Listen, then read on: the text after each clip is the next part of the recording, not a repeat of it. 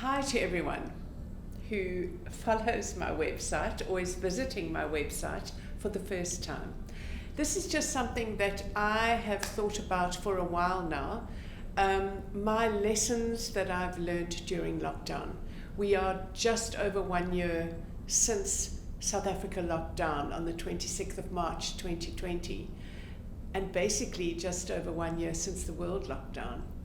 And I kind of thought about this over the last few weeks. What lessons have I learned? And we've all learned different lessons.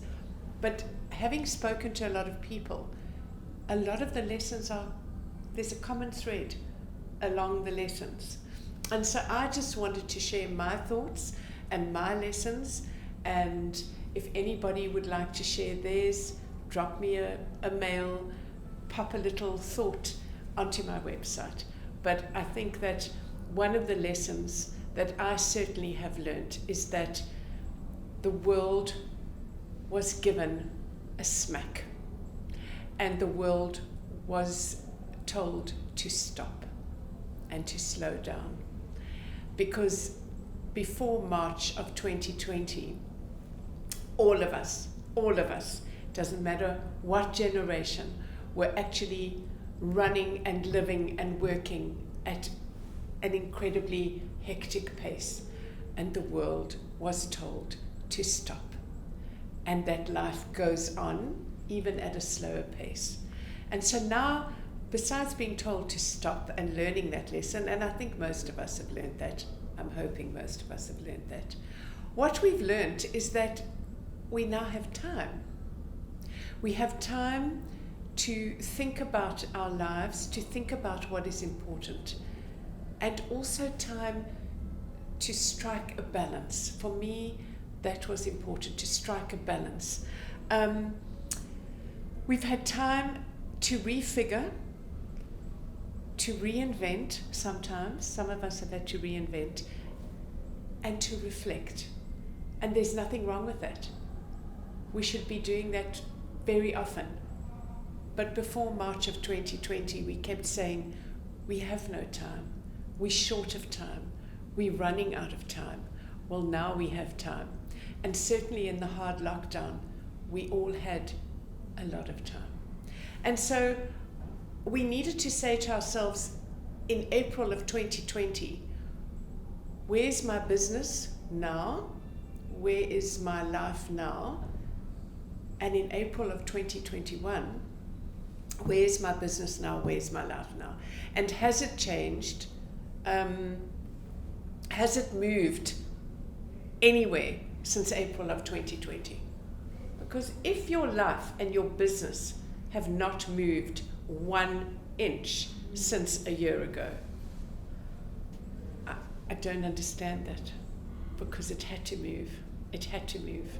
We had to reinvent, we had to refresh, we had to reconfigure. For me, my daughter who lives abroad said to me in the hard lockdown last year, what are you good at? And maybe that's what you should focus on going forward. And what I know you always have been good at, she said, is teaching others and sharing with others and mentoring others. So she said to me, why don't you teach online? And so in the hard lockdown of last year, April, May, I did the TEFL course online, 120 hours online.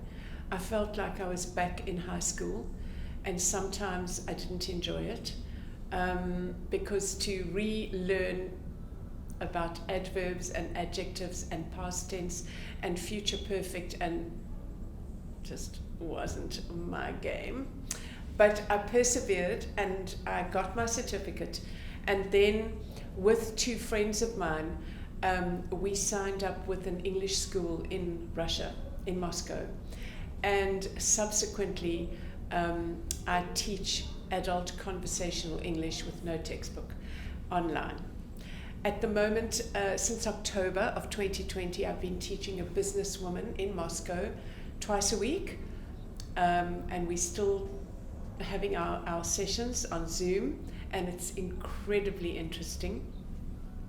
I was also asked by the school just to do 2 sessions with a medical scientist who had to do a presentation to a group of business people, and she wanted to practice her presentation with someone who spoke native English, and so she practiced on me.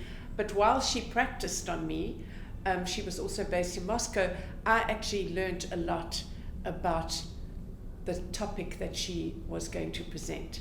And when she came to present it, I sent her good luck. I gave her some other, not only the language side of it, but some other pieces of advice on what to wear, on how to do her hair, on her makeup, etc. And she did very, very well. And her boss, she told me, complimented her. And so there is the possibility of teaching some people at a business in Morocco sometime later this year. And so it has compounded. And I'm finding that A, I love to teach, and B, I can do that online. And another lesson learned from that is that the world became smaller since March of 2020 because everyone was online. And another lesson, sort of a lesson, that I learned was, or I think an observation, was that never in my lifetime, certainly, has there been a common denominator or a common thread that the world spoke the same language. When I spoke to someone in Morocco, or I spoke to somebody in Russia, or I spoke to someone in Israel, and I said, do you have a curfew? Are you social distancing? Are you allowed to go to restaurants? Are you wearing masks? Everybody got what I was talking about. We all speak a common language right now, and it's brought us all closer together because some countries are further down the line in the way that they've managed the vaccines, in the way that they've managed lockdown. Some are not so good down the line, but we still have so many commonalities, and for me that's quite exciting actually. What is one of the other lessons? It was to upskill, because a lot of people who know me, and certainly the people who are filming me right now, know that technology is not my middle name and not my strong point. But in order to teach, I had to learn about Zoom.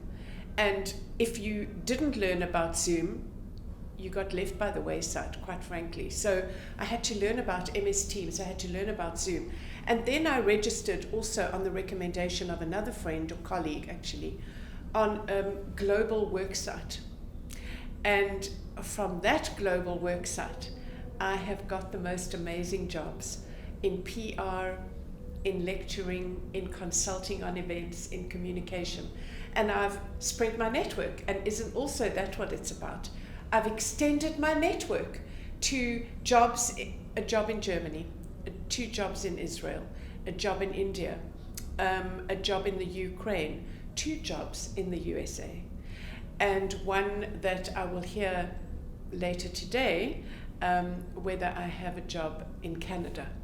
And so for me, that's shown me, A, that I can do it, so it's given me confidence again, B, that events are not happening for a while, and they certainly have not been happening for a while, and that is what I do, but I can always take my work and my knowledge and my experience online, and I can advise other people on how to run events online or face-to-face. And talking about that, one of the other lessons I learned was that there are other people who are willing to help you at this time. So before lockdown and COVID, I was running a wine club where we would meet every second month, fly a winemaker in from the Cape Winelands, have a wine tasting with members of my wine club, and then have dinner, and then the members would order the wine.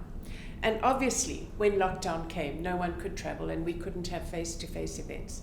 So we took the wine tastings online, again via Zoom. The winemaker doesn't have to leave his wine farm. He comes online one evening, he conducts the wine tasting, and here's what we do. In about April of 2020, I saw on Sky News that there was a wine club in London who had taken their wine tastings online. And so I made contact with the lady, and she invited me onto one of her virtual tastings. And what they did was that they then couriered samples of the wines to be tasted that evening. They couriered the day before or that morning to their wine club members, so that when the winemaker came online, everybody had their little 50ml sample bottles of the wine to be tasted that evening. So we thought, why can't we do that here where we live in Nelson Mandela Bay? And so I sourced the 50ml bottles from a local supplier, sourced the party boxes, the gift boxes that the little bottles would go into, labeled all the wines, worked with a reputable wine company called Meridian Wines, who then sourced the winemaker for me, and then working with the team from Meridian Wines, excuse me, they decanted the wines that were to be tasted. I labeled them, sourced the bottles, sourced the boxes, and between myself and one of the ladies from Meridian Wines, we hand delivered all those wine sample boxes to everyone the morning of the wine tasting. We still do it, and it's such fun, such fun. The reason I'm sharing this with all of you is that we can innovate, and we can pivot, and we can do this. And although our wine club members are all looking so forward to the day when they can engage again with human beings, it can't happen for a while. And yet we can still do it, but we're just doing it via Zoom. And it's such fun, and it works so well.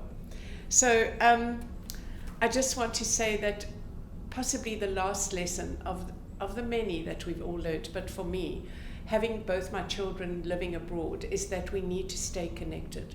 So although I can't see them, and May of 2021 will be 2 years since I've seen my children, which is far too long for a mother to cope with, and my heart is sore.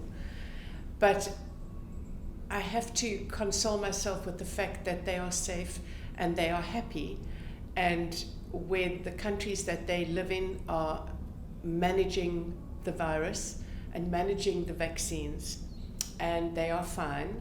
And when it is time, in South Africa, we have a wonderful saying that I learned at the 2010 Soccer World Cup that says, Kanako, it is time. And so when it is time for me to see my children, our children, when it's time for travel to open up and they are able to come here, I will see them. And so we need to stay connected. And throughout all that, we need to recharge our batteries, because that's what this has done. It's made us stop, take the time, and recharge. And over and above everything, while we're doing that, we need to stay real and stay authentic. So thank you for listening to me sharing my thoughts. I hope to hear from you. Thank you very much.